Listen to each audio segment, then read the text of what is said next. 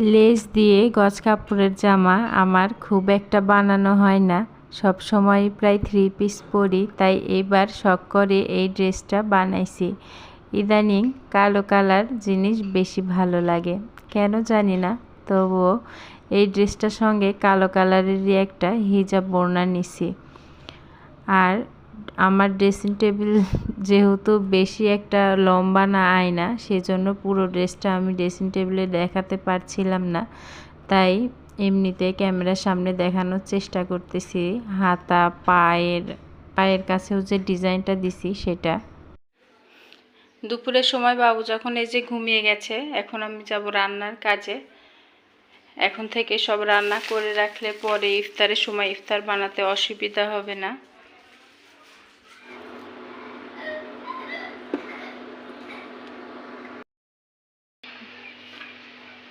বাবুর এই হরলিক্সের কৌটাটা খালি হয়ে গেছে, ভাবছি এর মধ্যে আমার চা খাওয়ার জন্য যে গুঁড়ো দুধটা সেটা রাখবো।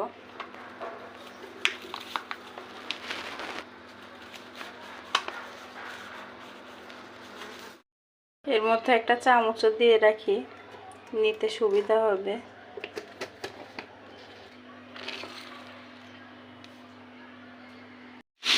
এখানে আগে ভেন্ডি ভাজিটা করে নিচ্ছি, তারপরে তরকারিটা বসিয়ে দিব।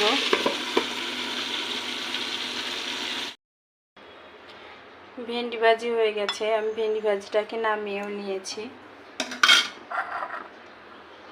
এখন এটাকে ঢেকে রেখে দিব।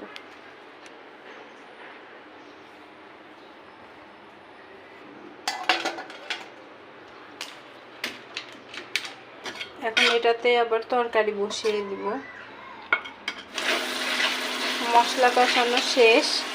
এখানে আমি মূলা, বেগুন, টমেটো, আলু দিয়ে মাছ রান্না করব।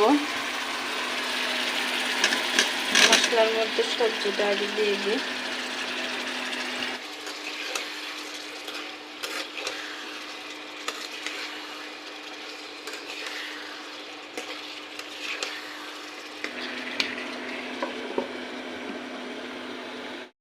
ইফতারের জন্য সবকিছু আগে থেকেই প্রস্তুত করে নিলাম।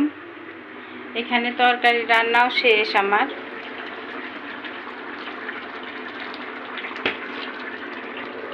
এখন শুধু আসরের নামাজের পরে ইফতারগুলো সব ভেজে নিব, তাহলেই হয়ে যাবে আজকের মতন কাজ।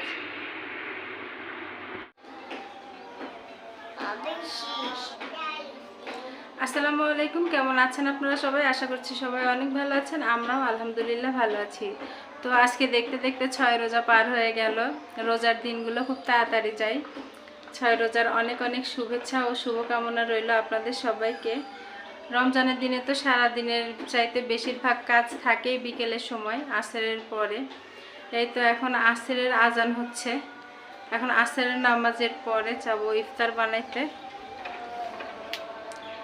এখন আসছি বেলকুনিতে জামা কাপড়গুলো শুকাই গেছে, জামা কাপড়গুলো আগে উঠিয়ে নিই।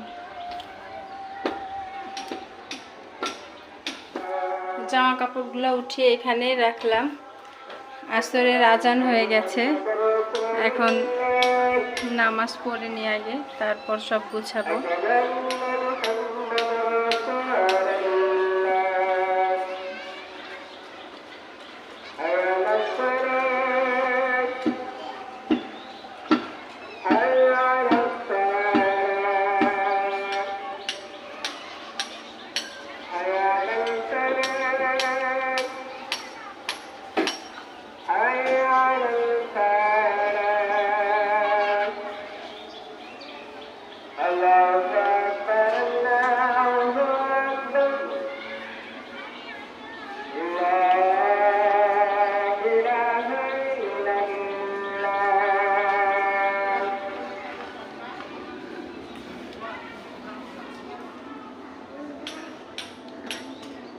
খেলা করো বাবা, আচ্ছা খেলো। আমি নামাজ পড়ে আসি, তুমি এখানে বসে চুপ করে খেলো, ঠিক আছে?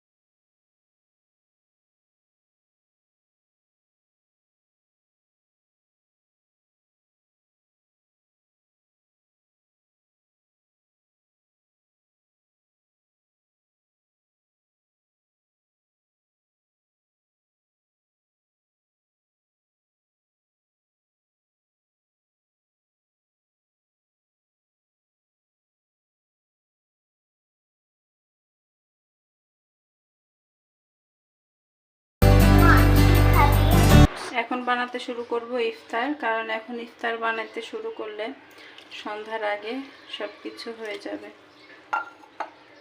বেসনটা আগে গুলে নিই। বেসন গোলানো হয়ে গেছে।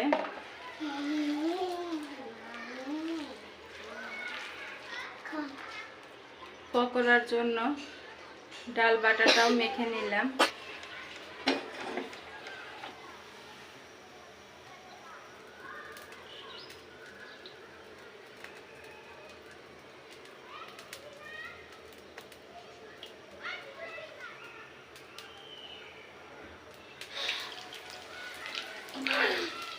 পানি খাচ্ছি।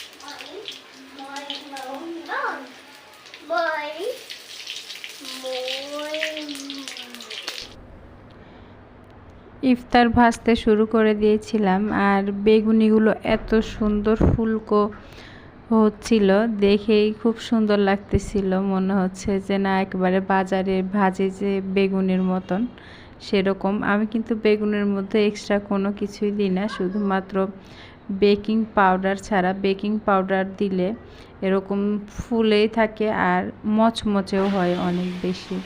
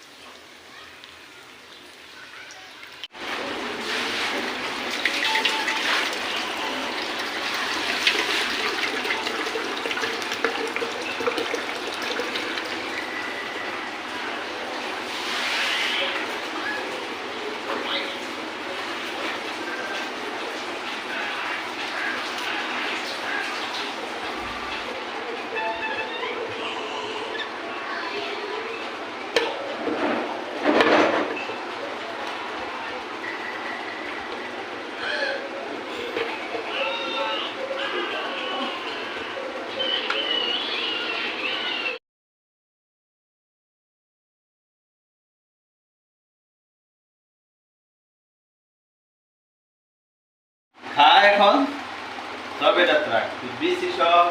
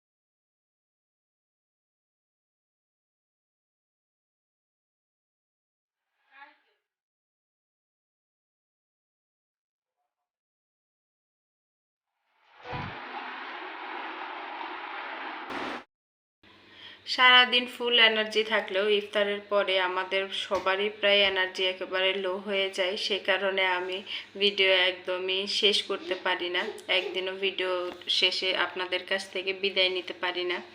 আমার মুখের এখানে যে কালো দাগটা দেখতেছেন, এই মুখের এখানে তেল ছিটে পড়ছিল, পরে ক্রিম দেওয়াতে মুখের ঘাটা শুকায় গেছে, কিন্তু পুরা দাগটা এখনো রয়ে গেছে, হয়তোবা আস্তে আস্তে যাবে।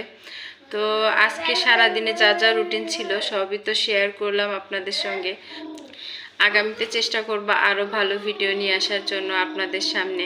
তো ততক্ষণ পর্যন্ত ভালো থাকবেন, সুস্থ থাকবেন এবং আমাদের জন্য দোয়া করবেন। আমাদের তো ইদানিং একটু বেশি বিপদ চাই, অসুখ বিসুখ যেন পিছনে ছাড়ে না। আল্লাহর কাছে দোয়া করবেন যেন আমাদের শরীর তিনজনারই সুস্থ থাকে, আমরা ভালো থাকি। আর আপনারা সবাই ভালো থাকুন, সুস্থ থাকুন এই কামনা। আজকে এখানেই বিদায় নিচ্ছি, দেখা হবে আরও একটি নতুন ব্লগের সঙ্গে। ততক্ষণ পর্যন্ত সুস্থ থাকুন, ভালো থাকুন, আল্লাহ হাফেজ।